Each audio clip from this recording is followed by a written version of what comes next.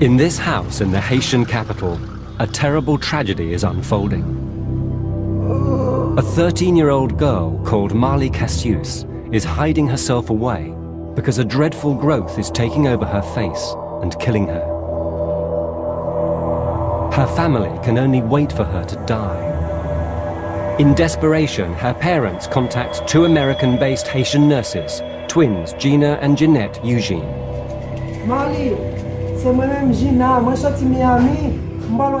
When I saw Molly for the first time, I could not understand what I was looking at. I was scared when I saw her. Confused, because I saw something in front of me. I felt, my God, is it a human being? Because I've never seen something like that.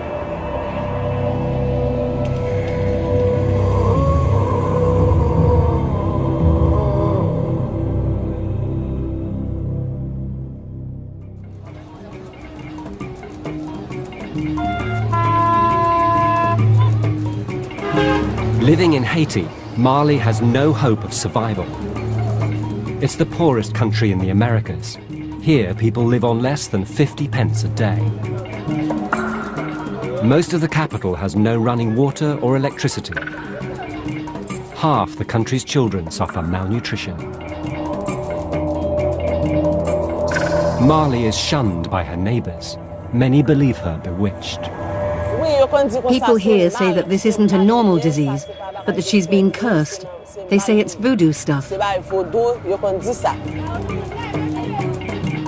People say, what is this? Is it a curse? Is it a monster? What is this? You know, and she hearing, and she just hang on to me like her last hope.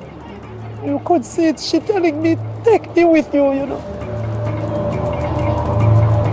Neither the twins nor any doctor in Haiti is able to diagnose the disease that's killing Marley.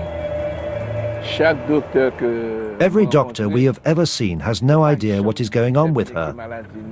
They have done lots of x-rays, but they have never been able to discover what the problem is.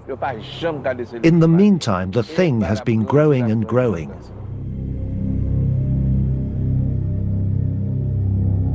Marley was just 4 years old when her family realized that something terrible was happening to her. Over the years, her face is distorting, the skin stretching. The disease is transforming the bones in her face to a massive growth, forcing her eyes apart, filling her mouth. It's closing her throat and crushing her windpipe. I see Molly as a prisoner in her own body. She's like locked up behind something, like she's in jail. When you look at her eyes, you see a child asking for help. And I hope she survived. That's one. Going through all this, I hope she'll make it. For Marley Cassius, time is running out. Her only chance of life is an immediate airlift. The twins contact an American charity. A mercy dash to Miami, just 2 hours flight away, is arranged.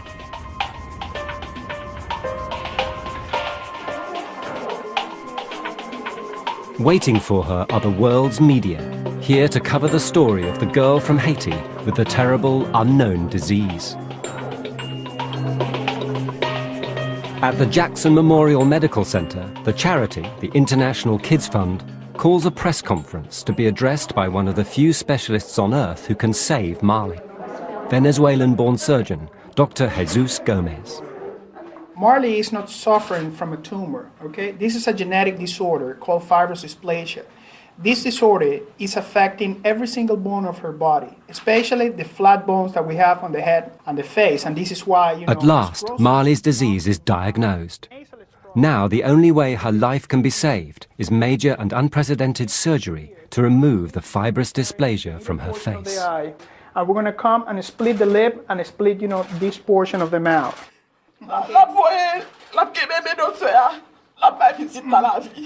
I had left her in God's hands and in the hands of those two ladies, the Good Samaritan, and all the doctors. Thank you.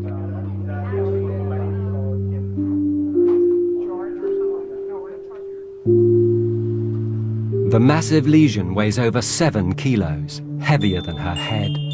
Marley has to carry it in her hands. It's threatening first to blind her, then kill her.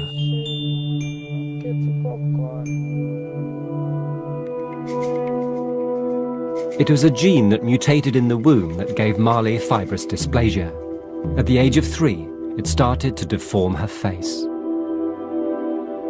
Fibrous dysplasia is a non-hereditary disorder that causes bone to expand into a lesion. Its origin is unknown. It has no cure. As she grows, the lesion grows. In Marley's case, all the bones in her body are developing abnormally. She's in constant pain. 150,000 people around the world have fibrous dysplasia, but only about 3% of them suffer such an acute condition. Medical history records no more extreme case than that of Marley Cassius, the girl from Haiti. Surgery is less than 24 hours away. It is Marley's only hope.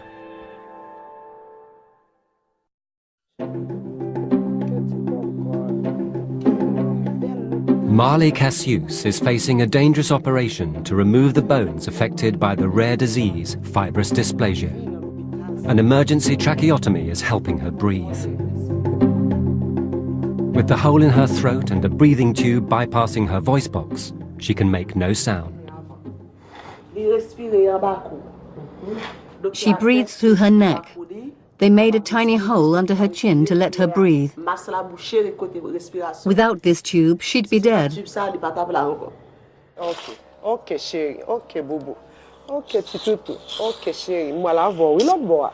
A feeding tube has been inserted into her throat. The girl who was starving to death in Haiti can now be given nutrients. She has not been to school for 2 years. I stopped her going to school when I saw her jaw getting so big.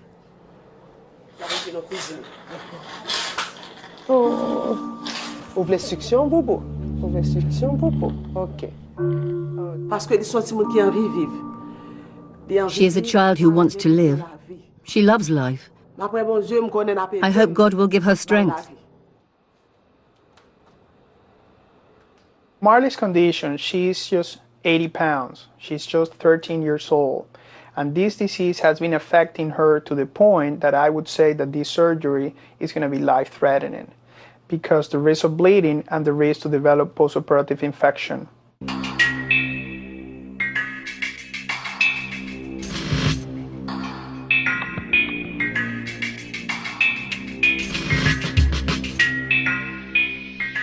The disease is not affecting the soft tissue. This is a disease that is just affecting the bone. Of course, all the soft tissue attached to that bone is going to be expanded and it's going to be, deformed by the bony mass.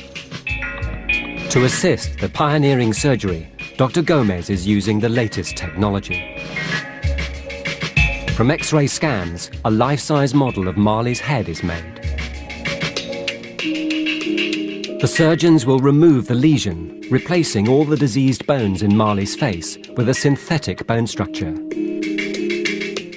What Dr. Gomez is planning is unprecedented in surgical history.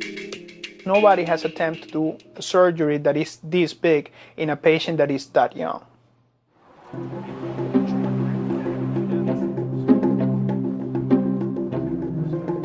Hello, hello. Marley. Marley. How you doing, sweetheart? Hey! How's everything? Good? Finally, no? That's great, that you're here and finally, Happy to see you. Of course, me too. Dr. Gomez. Oh. Marley is a normal teenager. Marley. With her eyes, she tells me everything. When she holds my hand, how she looks at me, I can feel that she's a completely, normal person, okay, trapped on this mass. Tomorrow, we're going to open this portion of the eye here, and we're going to come all the way across the face like this. At this point, we're going to create a corner here, and we're going to split the lip, okay? And we're going to open, the whole face like a book. This time tomorrow, that surgery will be taking place. This surgery is only possible without... With all the publicity surrounding the case, funds are being raised for Marley's life-saving operation. This $95,000 procedure is only possible with the global outpouring of support. It is going to be a very risky operation, but one that the girl's mother has been waiting for years. She was in tears, saying she doesn't know how to thank everyone. 7:30 in the morning. Both the surgeons and the family know this day is the turning point in Marley's life.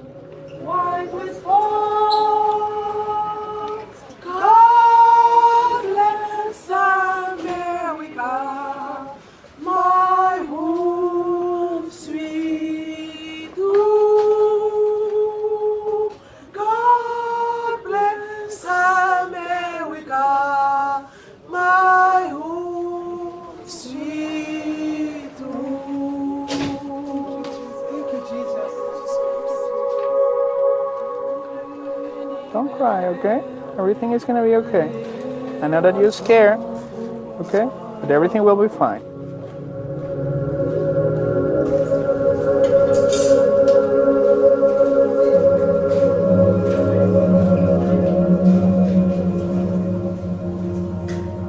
The next few hours will change Marley's life or end it.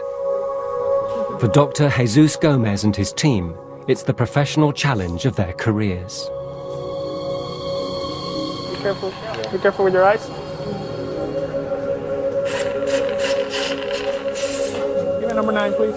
We have some blood loss, but the bleeding is pretty much under control. Draining the lesion, Dr. Gomez makes a discovery about the nature of Marley's disease. We have a lot of fluid that is not blood, okay? Now, this is what we're gonna do. We're gonna see